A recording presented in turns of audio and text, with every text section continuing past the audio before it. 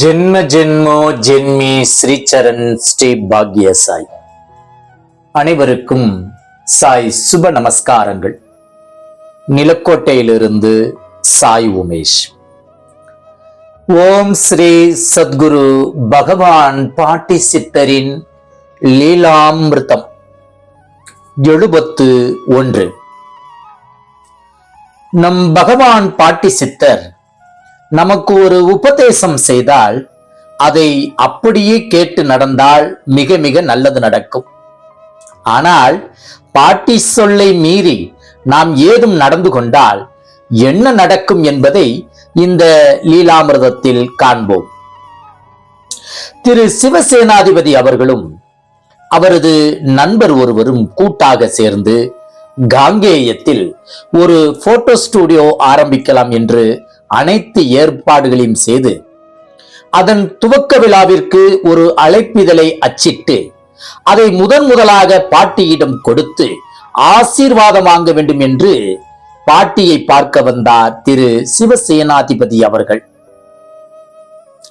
அழைப்பிதழை பாட்டியிடம் இவர் கொடுக்க பாட்டியோ அதை வாங்கி தூக்கி வீசி எறிந்து விட்டு கடுமையான தீய சொற்களால் இவரை திட்டி வசைபாட ஆரம்பித்து விட்டார். மேற்கொண்டு இவர் ஏதும் பேசாமல் அமைதியாக இருந்தார்.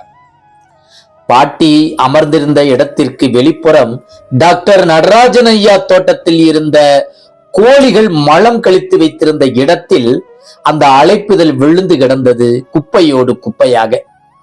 மனதிற்குள் மிகவும் சங்கடப்பட்டு வெதும்பி போனார் திரு சிவசேனாதிபதி அவர்கள்.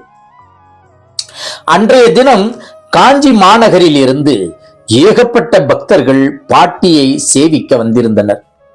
அவர்கள் அத்துணை பேர் முன்பும் திரு சிவசேனாதிபதி அவர்களுக்கு முகத்தில் அடித்தார் போலானது பாட்டியின் இச்செய்கை. பாட்டியிடம் ஆசி கிடைக்காத திரு சிவசேனாதிபதி அவர்கள் மிகுந்த வருத்தத்துடன் வீடு திரும்பினார். ஸ்டுடியோவும் ஆரம்பிக்கப்பட்டது.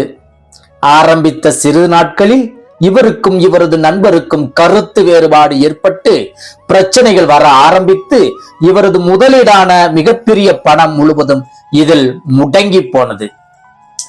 பின்னர் சில முக்கியஸ்தர்களை வைத்து பஞ்சாயத்து செய்துதான் அவரது நண்பரிடம் இருந்து அப்பணத்தை அவரால் மீட்க முடிந்தது. அன்று பாட்டி அழைப்பிதழை தூக்கி எறிந்த போது இவர் புரிந்து தொழில் தொடங்காமல் இருந்திருந்தால் இவ்வளவு இடர்பாடு ஏற்பட்டு ஸ்டுடியோவை மூடும் நிலை வந்திருக்காதுதானே. பாட்டியின் நடவடிக்கைகளை கூர்ந்து கவனித்தாலே நமக்கு எல்லாம் புரிந்துவிடும். ஒரு காரியத்தை செய்யலாமா அல்லது வேண்டாமா என. இது போன்ற நிகழ்வுகள் பாட்டியின் ஜீவ சமாதியிலும் இன்றும் தொடர்கின்றன. பாட்டி சூட்சமமாக இருந்து வரும் அன்பர்களுக்கு அருளாசியோடு வழிகாட்டி வருகிறார்கள். பாட்டியை இதுவரை நேரில் பார்க்காதவர்களுக்கும் ஜீவசமாதி அடைந்த பிறகு அங்கு வந்தவர்களுக்கு தொழிலை அமைத்து கொடுத்து இருக்கிறார்கள் நமது பாட்டி. வேலை இல்லாதவர்களுக்கு வேலை கிடைக்க அருளியுள்ளார் நமது பாட்டியார். பற்பல பிரச்சனைகளை மிக எளிதாக எளிமையாக மாற்றி தீர்த்து வைத்துள்ளார்கள் நமது பாட்டியார். நமது மனம், அறிவு, நான் என்ற ஆணவம் அவ்வளவு சீக்கிரம் சில விடயங்களை ஏற்றுக்கொள்ள அனுமதிக்காது. நமக்கு எல்லாம் தெரியும் என்றும் மாயையில் நாம் பாதிப்புக்கு உள்ளாகிறோம். நான் என்ற எண்ணத்தை பாட்டியின் பாதங்களில் சரணாகதி அடைய செய்து வைத்திருந்தால் அனைத்தையும் அவர்கள் பார்த்து கொள்வார்கள். நமது எல்லா பொறுப்பும் பாட்டிக்கு சொந்தமாகிவிடும். எல்லாம் எனக்கு தெரியும் என்ற நினைப்புடன் செயல்பட்டால் மிகப்பெரிய நஷ்டம் நமக்குத்தான். எது நமக்கு சரியானதோ அதைத்தான் பாட்டி நமக்கு கொடுத்து அருள்வார்கள். காலம் தாழ்த்தி கொடுப்பதால் நாம் நமது நம்பிக்கையை இழந்து விடுகிறோம், பொறுமையை கைவிடுகிறோம். பாட்டி நினைத்தால் ஒரு நொடியில் அத்துணையும் கொடுக்க முடியும். பின் ஏன் தாமதிக்கிறார்கள்? அதை அவர் தந்தால் பாதுகாப்பாக பத்திரமாக வைக்க நமக்கோ ஒரு பக்குவம் இல்லையே.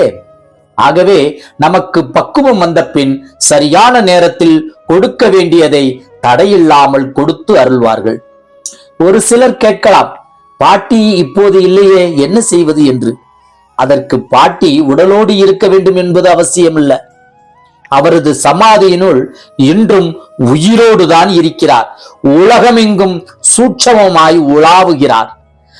மனம் ஒருமித்து வழிபட்டாலே போதும், பாட்டி என்றுமே நம்முடன் தான். ஜெய் குரு பாட்டி, ஜெய் குரு பாட்டி, நற்பவி பாட்டி.